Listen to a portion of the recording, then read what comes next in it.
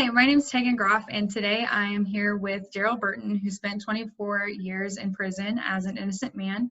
He's originally out of Ferguson, Missouri, and today we are going to discuss what it's like to be exonerated from prison in a pandemic such as this. So, Darryl, hello. Hi, Tegan. How are you? And thanks for doing this for this interview. It's awesome. I'm doing great. So, first question, what did it feel like to know that you were coming home? Wow. I had pretty much the same emotions that I had when I was actually convicted wrongfully in the courtroom, except it was a reverse: shock, disbelief, but a lot of excitement, a lot of anxieties. But that day, and I didn't know I was getting out the day that I was released. The warden just came out all of a sudden. I was at my job site, and he told me basically go back to your housing unit and pack your stuff. I have an order from the court to release you today, basically is what he said. That was on a Friday. So that day was it was the happiest day of my life, but it was surreal. And I couldn't believe it. I really couldn't. And I told the warden, I'm not going to believe this until I'm actually on the outside of this prison. That's what I said. So what were your main concerns with getting out? Wow. I didn't know anything about this world. I had been gone for over 24 years. So you can say roughly nearly 25 years. I had no clue about the world that I was about to enter into. It was going to be some challenges. And I knew that because when I left in the 80s, none of the technological advances had been developed when I left. And so all this digital age, this digital world, I knew nothing about, cell phones or computers, not by and large.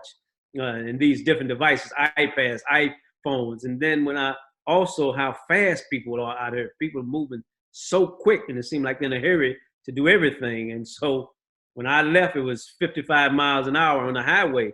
And I come back, it was 70 and 75 miles in some places. I'm like, man, these cars are moving so fast. I didn't know how to drive. I had to learn how to drive. I didn't have identification. I mean, a lot of things have just changed so much, so rapidly. I was locked in a time capsule, basically. And so that's how I remember the world. That's how I remember people, family members, when I left them. If you looked a certain way when I left, 25 years later, I didn't recognize you. I didn't know who you were. And even some first cousins. So things had changed, I mean, automatic flushing toilets in public restrooms and no knobs on the faucet when you try to turn the water on. All these things, these televisions, you had to use 2 remote controls. I mean, this world is so far advanced, and I just knew it was going to be hard to try to, keep up with all that that was happening out here in the free world. So how was it reintegrating into society after getting out? It was a challenge for me. It was really a challenge. When I first come home, after 30 days after being released, I was living with some cousins, and then I got evicted. The landlord said he wanted me out of there. So I was homeless for one day, and a guy drove me around. I had met some friends, and he said, we got to find you a place to stay, because I was not going back to St. Louis, to St. Louis, Ferguson, any place back east from Kansas City. That's where I'm living now. And I mean, I didn't have any money. I had the clothes on my back, basically. I didn't have a job. I couldn't get a job. I had no work history for like 25 years.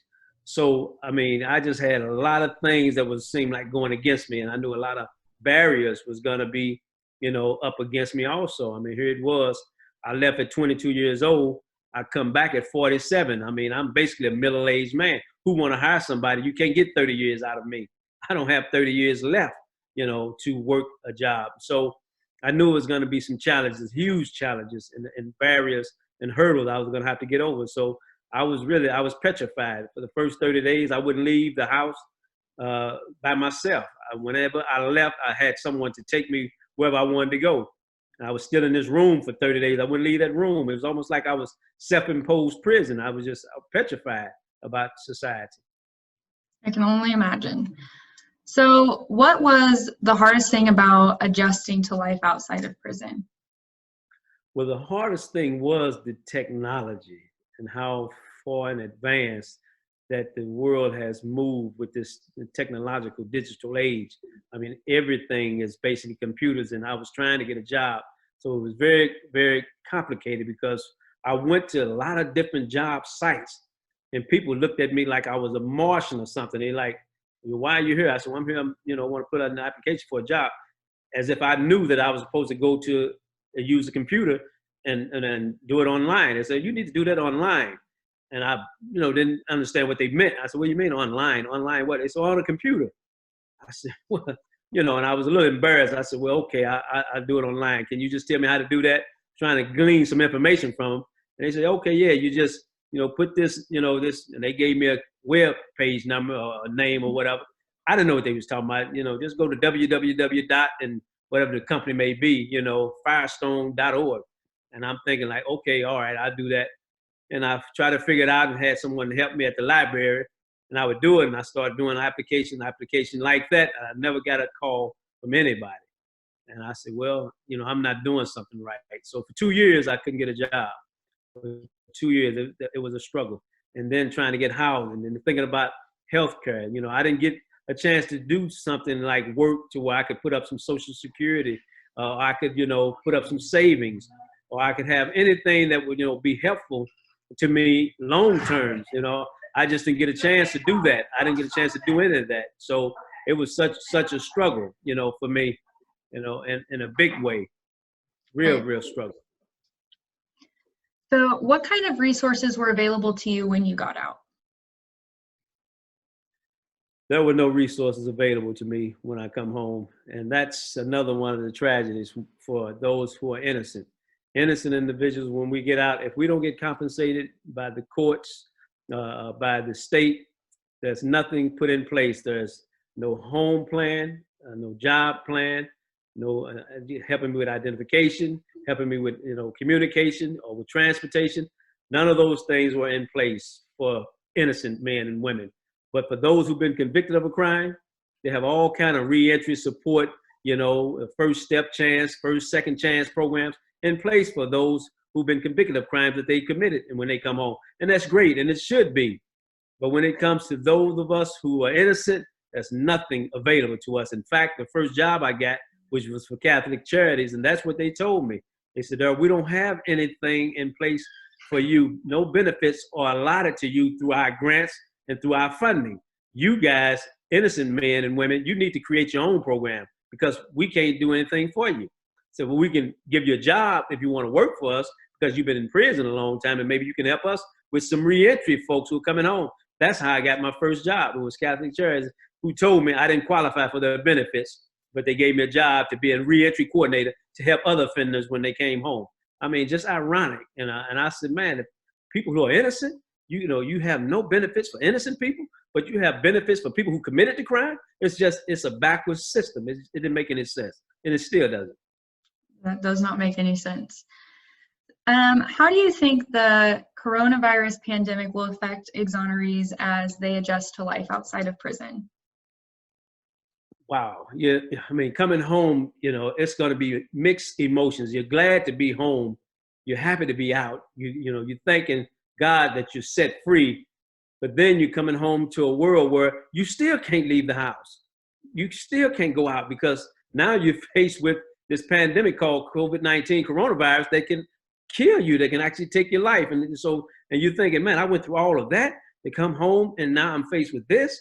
And so you still feel like you quarantined or you're locked inside. And a lot of other folks have been calling me and been saying some similar things. Darryl, I mean, I'm getting cabin fever. I don't know how you did 24, 25 years, in prison when we've been just on quarantine for a month, and it's driving me crazy. So, and individuals who come home after going through something like that, I mean, I have to say, well, we've gotten used to being locked up and locked down and separated, but to come home where you want your freedom, you want to be able to go anywhere you like, anywhere you want, do anything you care to do and like to do, and you can't right now because it could be a death sentence, which is just unheard of. You can't meet with your family. You can't be with, you have to distance yourself from people you care about and people you love, your children or your grandchildren or your friends. You have to be 6 feet apart. I mean, this world is so different because of this coronavirus until it's just unreal.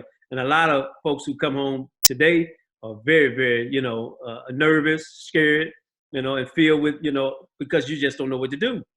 Yeah, and filled with a lot of dread. Yes. So you kind of touched on this a little bit, but how do you think that the stay-at-home order will be problematic for exonerees? Yes, well, because not being able to be with your family, not being able to go out and just enjoy free society, like going to the mall or going to the beach or going to the park, not being able to do some of the things that you dreamed about in prison. You dreamed about being able to just walk, in the park, holding hands with your significant other or with your girlfriend or with your wife. You just dreamed about these things, of being able to sit down at a picnic with your family and to have a place out in the park where you and your family and friends can gather. You can't do these things right now, and which is just unbelievable after you spent decades in prison and you come home and now you have to sit at home and wait till this thing gets settled, until it passes, until they find a cure or a vaccine. I mean, right now you still feel like, in some sense, you're still locked up. You're still in prison. And this is really, really, I know it's devastating on the psychic and the emotions of those who are innocent, who are coming home under these conditions. But granted, make no mistake about it, you want to come home. You definitely want to get out and be, at home with those who you can be in close proximity to, whether, it's your family or significant other, or your children. At least you can spend time with them in the free world. It's nothing like this freedom. Right. So what kind of resources does Miracle of Innocence provide to exonerees? Once exonerees come home, we have what's called Ricky Kidd. He is our reentry coordinator. Basically, he's our exoneree service support person. He's an exoneree, also did 23 years in prison. And so when they come home, we provide them with helping them get identification, which is what they're gonna need first and foremost. If they don't have a home plan, or people, family members who can support them and take them in, then we help them with housing. We help them with communication. We get them a cell phone. We help them with transportation, and see if we can get them, some transportation, some way in which they can get around. And then we try to help them with job planning and occupation to provide, at some point, a way which they can make a living for themselves. And then we become mentors. And we also get together and offer the exonerees a place and a platform where they can come and talk and share and speak, because after you went through something like what we've gone through, exonerees, no one else would understand you but someone who's been through what you've been through. And you have a place where you can come and talk about it. So how can people help? How can people who are watching this right now help to support these exonerees as they make their way into this very different world? Oh, thank you. Great question.